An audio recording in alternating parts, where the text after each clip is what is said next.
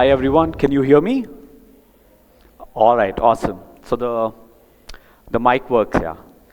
All right, folks, thanks a lot for joining in today. Uh, Today I'm going to talk through the story of GoPay and where we are today and how are we building for retaining users.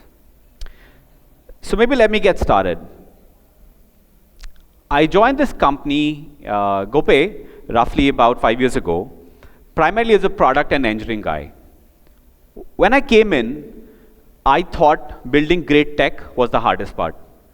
But I couldn't be wrong. I couldn't be much more wrong.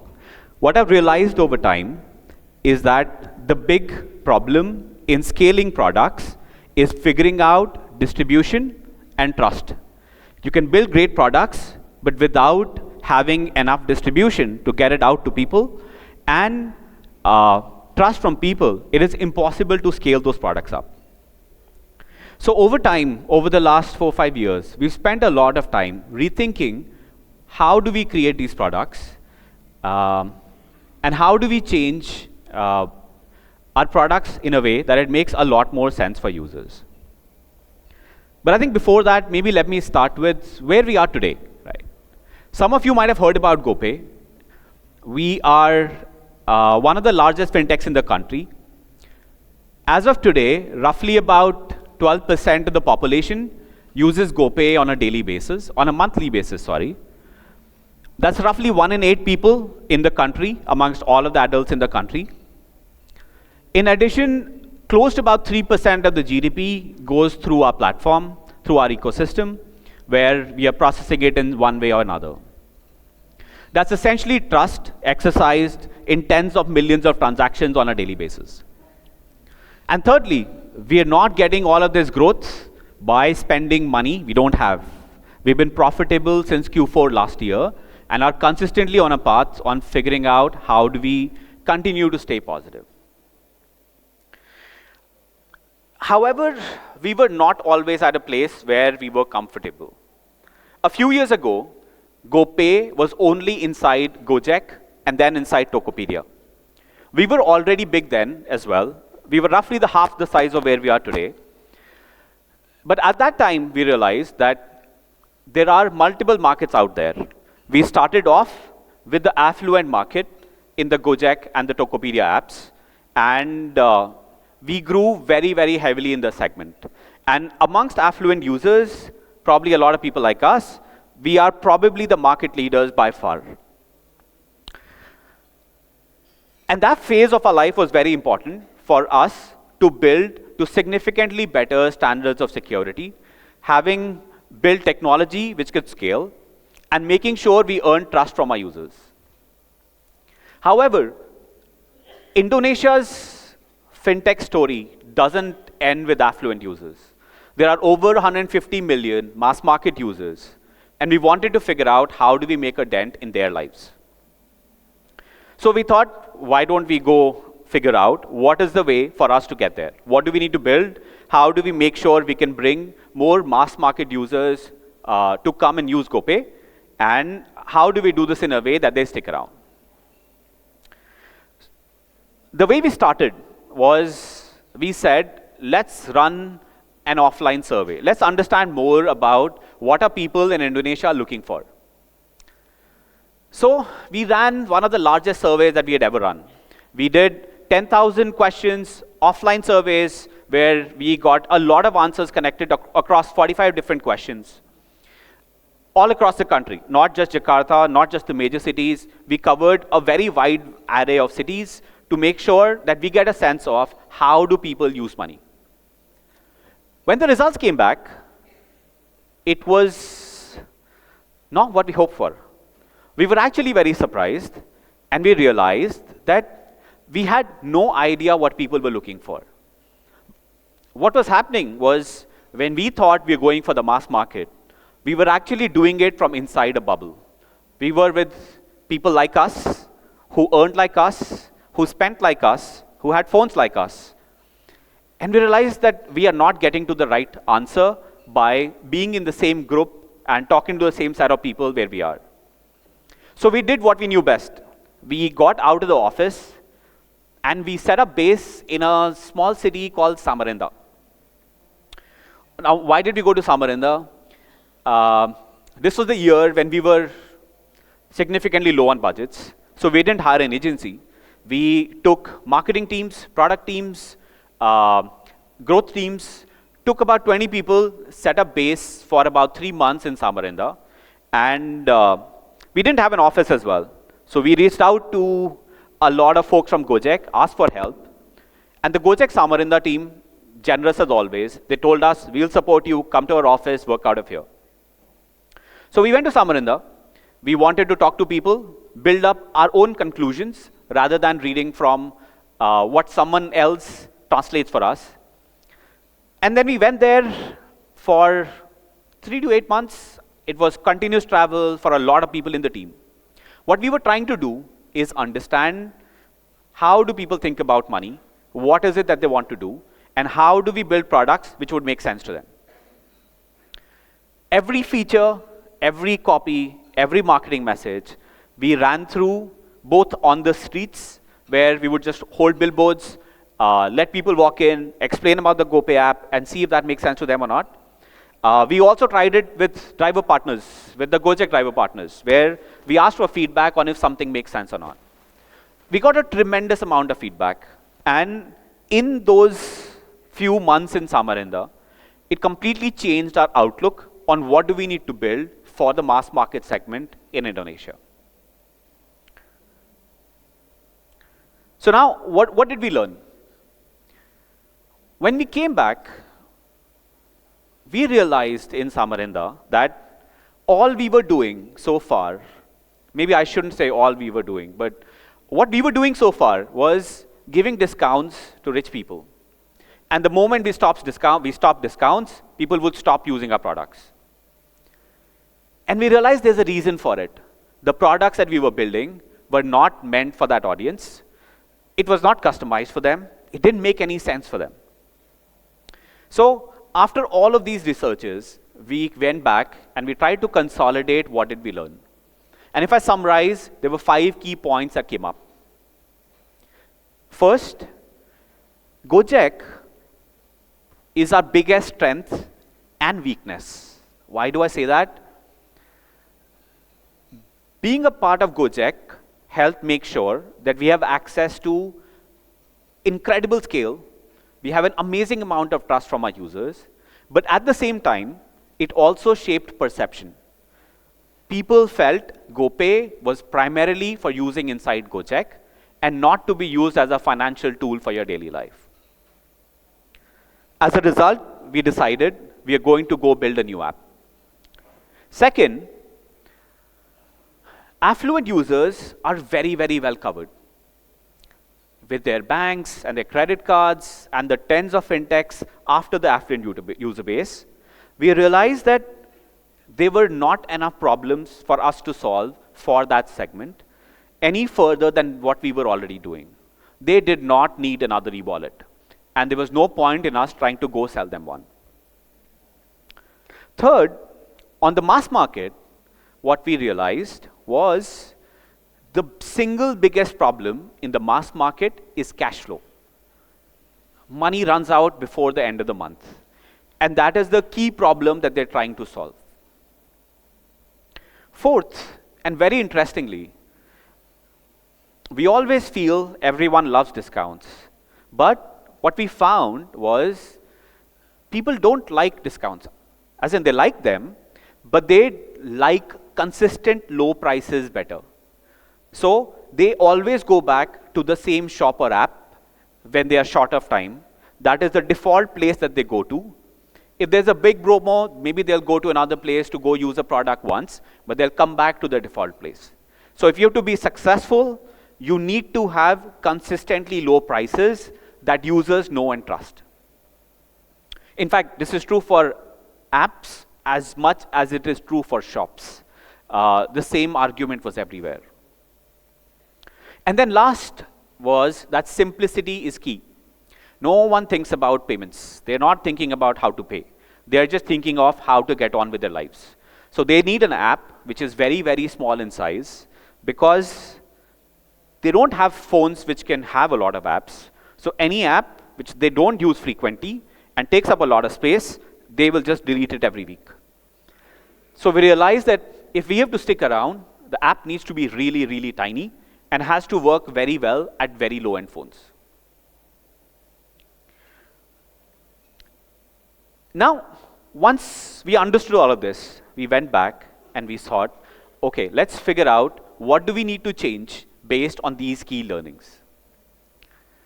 The overall summary of it was astoundingly simple. No matter how you look at it, there are only 6 things that you can do with money. You can pay, you can move it, you can save it, you can borrow money, you can protect something, or you can grow money. And for most people in the mass market, there are only 2 that matter the most, which is how do you pay and how do you transfer. So even though we wanted and we were building towards having the whole plethora of products there, what we realized is that when a user comes to GoPay, we don't have to over-design. We don't have to show them our all-in-one platform. What we have to do is cut things down, make it simple for the first journey. You start off with only payments or transfers as they like it, and then slowly, as the relationship with GoPay grows, to bring in other products slowly. In fact, we went so far we cut down the tab bar. If you look at most apps, tab bars are very, very common features because we generally want to put in 50 different things on an app so that the user finds whatever they're looking for. We decided to cut that down. We got rid of it. All we did was have a section on the app which shows you how much money do you have 4 or 5 key functionality, and a way for us to be able to show you a to-do list. Everything was pretty much hidden elsewhere, and a user could discover it as they started using the app more. The whole idea was very helpful in figuring out how do we cut out clutter, how do we keep it simple. Now, we had our research, we had our learnings, we knew what are we going to change in our products as a result of it. Then we came to a place when we launched the app. This was roughly about 2 years ago. And the next step for us was to think of why would people keep using this app? Now that's an important question. Now, I'm a big fan of Larry Page, and he has one quote which I keep going back to from time to time, where he says that a good product is like a toothbrush which you use twice a day and keeps adding value in your life. So we wanted to build GoPay like a toothbrush where people keep coming back to it. We didn't want to make a fintech app which you use once a month or twice a month. We wanted something which you use every single day, which was a different problem. So we came up with 5 principles, 5 key principles of how will we go after it. It's originally started off with product principles, but then over time, these became principles for the business as well, on how to think of the business and how are we going to grow it. And let me walk you through all of the 5. The first philosophy that we had was to always be customer first. I've talked about this briefly, but maybe let me give you a bit more color on this. And maybe I'll do it with 3 stories. The first story is on moving money, on transfers. So, a lot of you might know this. Indonesia is probably one of the few countries that's left where you still have to pay for transfers. In a lot of countries, you don't have to do that anymore. And as we met and talked to people, we realized that one of the biggest problems with digital was if they move money there, they need a way to be able to freely move it around. Otherwise, it feels stuck. So we went out to do tens of integrations to figure out how do we cut down our cost of revenue. Because we wanted to offer it for free, but didn't want to offer discounts. So we changed our systems to make transfers significantly more efficient. And then we had a product where the average cost of a transfer went down to roughly about 10 rupiah. When we did that, we were ready to launch for free. So the first time in Samarinda, when we went out to talk to users, we were pitching unlimited free transfers. But funnily enough, when we did that, we realized in the feedback that people didn't trust us. They thought unlimited free transfers is a gimmick, it lasts for some time, and it'll go away. And it was very consistent. People just didn't believe that we were willing to give unlimited free transfers. So then we asked a few people, and I still remember this was in one of the markets where some person who had just walked into our, while we were standing there, and he said, if it is 100, maybe it'll be more believable. So we took that and we ran with that. We tried this out the next day where we printed out 100x free transfers. And actually, we tried it out even in digital after that. We realized that 100x free transfers has always converted better than free transfers, which was very, very interesting insight, which I don't think we would have got if we were not in that market on that day. It was very critical feedback. So even if you look at it today, almost all of our acquisition happens via transfers. That's a key hook. And we still sell it as 100 free transfers. The second story that I have is on savings. So when we started building the saving product, we were debating how much interest should we offer. Should we offer 2% like traditional banks? Or do we offer 7-8% like some of the digital banks? So we said, okay, let's take it to users. Let's figure out what do they want. And the answers are very interesting. They told us that they do not care about the interest rate. They have very little money, and no matter what the interest rate is, it doesn't change it for them. All they wanted was a way to save money safely, where they can go pull it out whenever they want to. And, interesting one, they didn't want to keep looking at the balance. When we went back, what we realized was all they wanted really was a way to replicate how you save money under a mattress. You put it there, it's not visible. Whenever you go look it up, it's like a pleasant surprise on how much money sits there. So then we said, okay, maybe let's go back and change our product to adapt for it. So we built Simpanan, which is a product which gives you a high interest rate, but the balance doesn't show up in your main balance. It shows up on a side. You can turn on auto saving so that every day, every week, based on whatever you want, it'll keep moving some money from your balance into this pocket, and they can withdraw it anytime. And the product has worked amazingly well. We have very, very high traction. In fact, it has one of the highest traction amongst all of our saving products. The third story that I have is on cash flow. Now, generally, whenever I talk about cash flow, everyone thinks I'm going to talk about lending. And that's what we thought as well. When people mentioned that cash flow is a problem, we thought it's about loans, it's about lending. But when we talk to people, we realize something very different. When people run short of money, the first thing that they do is they go to friends and family. When you go to a friend and family to ask for money to cover up for the remaining week or the last few days before you get your salary, how do they send the money? They send money via transfers. So we realized that cash flow problems, the solution to that, if it has to be digital, it has to solve for transfer and request money, and then for a rainy day, it can go into lending. So which is what we did. If you look at our app today, it primarily goes after visibility for transferring and requesting money. And when all else fails, you obviously have lending for a rainy day. That's the way we've structured, and I think it's worked exceedingly well for us. This is what we mean by customer first. This is the first philosophy. Maybe I'll go on to the second one. The second one is how do we keep things affordable? Now, affordability is a big problem in the mass market in Indonesia. It's something that we had to tackle head on. And we did not want to do it via discounts. Why did we not want to do it via discounts? Because discounts have a problem. The year you have high budgets, you can go discount a lot. When you don't have budgets, you stop discounting.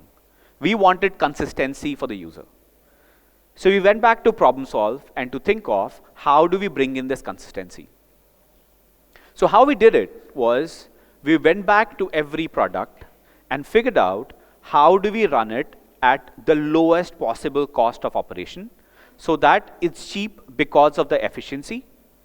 We went back and negotiated with each of the partners to figure out at scale what do the cost look like and how do we get the lowest possible cost.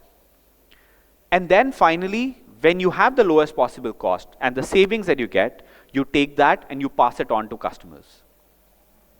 And we did that for every business. We did that for transfers, we did that for bills and Pulsar, we did that for Curious, we did that for every different industry and market to figure out how do we pass on a lot of the savings over to the customers. And then if there is some scope, you can give a discount, but it's only to try a new product out, not for repetitive usage. And that strategy worked very, very well for us. This is what we call Mura. You might have seen some ads for GoPay where we talk about consistently low prices, which is Mura. We've run this for the last 2 years, and we plan to keep running this forever.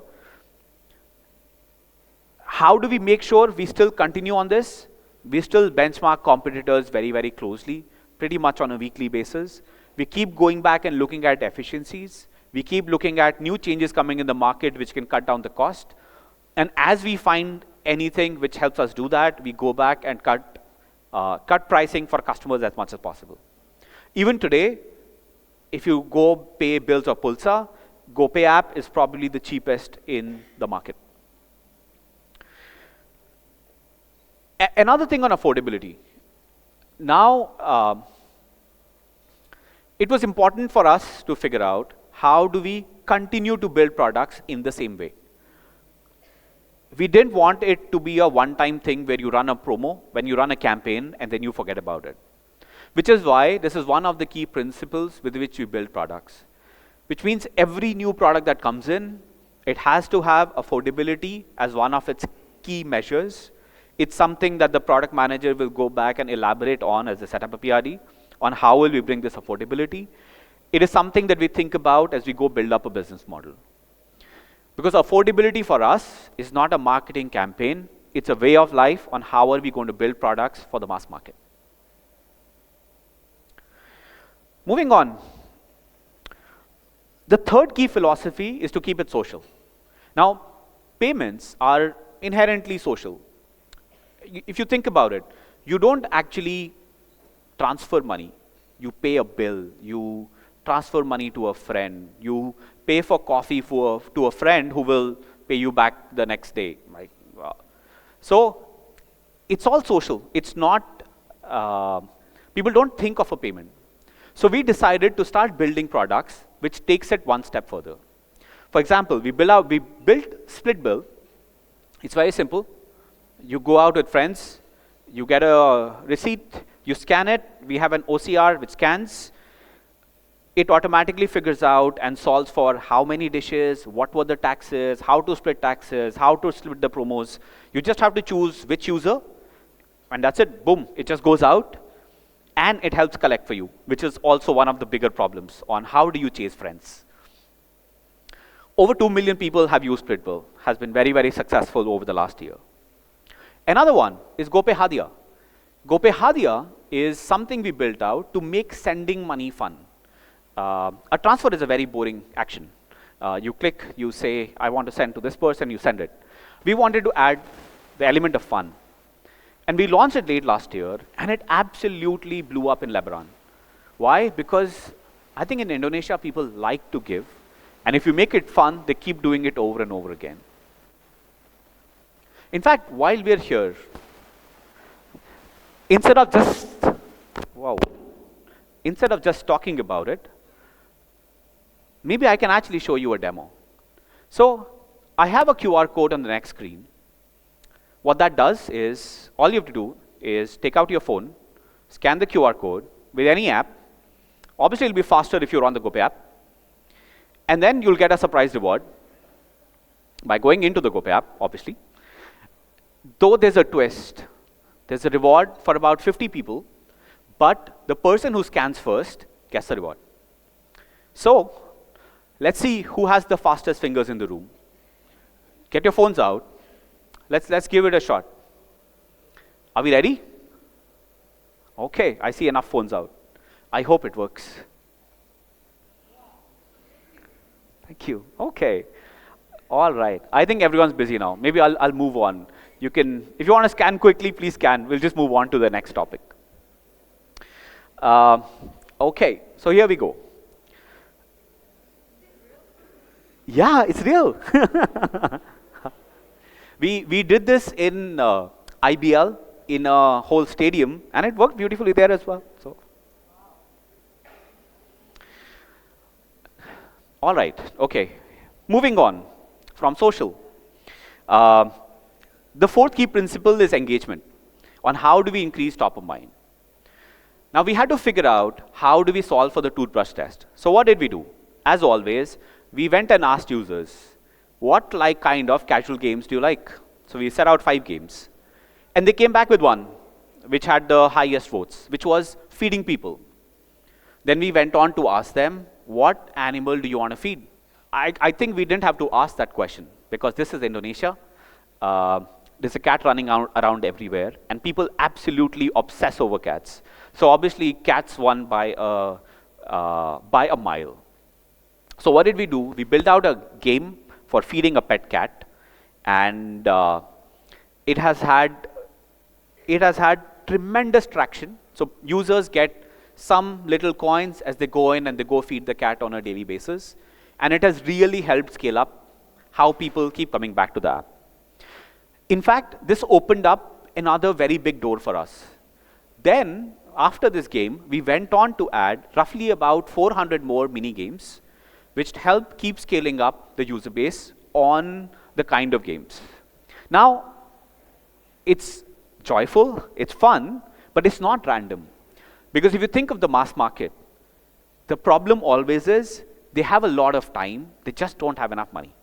So we wanted something which reminds them of us, even if they're not doing a payment or a transfer or something else, or curious, right? And this has been incredibly helpful. And helpful to a point where 4th-week retention of people who play the game is roughly 15% higher than the platform. And over time, the overall usage has grown so well that on average, a GoPay app user, and that's half of a user base, transacts over 16 times a month. So we've been able to keep people pulled into the app and to keep coming back over and over again. So yeah, engagement is a very significant point. Okay, now this is 2025. I cannot have a presentation without an AI slide. So here's my AI slide. What do we do with AI? So we have a scoring engine that we call GoPay Score, which looks at tremendous number of data points and tries to predict where do you fall in about 5 different categories. And then it changes the app around you. So for example, if you pay your PLN or your bills monthly, that means you have a job which pays you monthly. It essentially changes how the reminders work for you. If you pay PLN on a weekly basis, or it is more sporadic than that, we know that your income sources are different, and it reminds you in a different way. Along with our personalization engine, it can help tweak the push notifications, the to-do list that you see, the kind of products that you would see when you go into a specific surface. Like if you go on insurance, it'll offer you different products. All along optimized for figuring out how do we get you to very simply forget about the clutter and go do what we think is best for you. It's worked amazingly well. Roughly over the last year, 70% of the people who open the app go on to transact that day. We also have built-in governance. So if there is a notification, there's a message, there's a team who's sending out notifications which don't make sense, they automatically get cut off if they fall below a certain threshold. And that has helped us continuously improve conversion and spam for users. So yeah, that's my AI slide. It's not the kind of AI which will take your jobs, but more like the one which helps you move money a little bit faster. Okay. Then maybe coming on to another part of it. We took all of the learnings that we had from consumers, and then we took that to merchants. Their problems were simple, but very painful. They wanted to collect money from all kind of issuers, no matter where you had money. They were again solving for cash flow. And third, they wanted to make sure they don't miss any payments. So we restructured our merchants products and came up with a new app that we call the GoPay Merchant app, which launched last year. And it goes for a similar set of problems, solutions to these problems. We offer 0% MDR for most merchants who come into GMA. Second, we offer instant settlements. You can withdraw money multiple times a day. I don't know if you know this. In Curus, one of the biggest problems is a lot of banks don't settle on the weekends. So if you take money in Curus on a weekend, you will only get that money on Monday. So we first figured out how do we move money out on a daily basis by automating the financial systems. Then we went on to automate so that you can do it multiple times a day. In fact, it was BIA asked us to get a specific approval for it because they wanted to make sure there is no fraud. And we went through this with BI. They were very supportive, and they helped us make sure we have a full approval for running instant settlements. We're still the only one in the market running an instant settlement process. We obviously built out access to credit. And then lastly, we built out the product that I love the most, that we call GoPay Speaker. What does Speaker do? It's a tiny, very, very cheap device. You pay less than 100K to get this. And when someone makes a payment, when you have a busy shop, it'll just call out and say that, you've just got a payment. So you don't have to open your app, look at an SMS, whatever. You just know that payment has come through. And we're getting tremendous reception with the products. It's scaling up very, very well. Maybe if I come back next year, I'll talk more about how is it going. Coming back to from the philosophies to again summarizing, what did we learn? So I think if there are a few things to take away, I think there are these three. First, and I think foremost, discounting is not the only way to build sustainable products. You really need to think of sustainability. Second, you should never stop talking to customers. Every single time we've gone out to talk to customers, we'll come back with a newer understanding of how should we do things. Every single time. So make sure you keep talking to a lot of users all the time. And then third, you don't want to be in a place where people use you once a month, because if that happens, they will just forget about you. So you have to find ways on how do you keep bringing people back all of the time, over and over again. And I don't think it's hard. You just have to ask them what do they want to see, and they'll keep telling you. Right? I think that's about it from me. Thank you.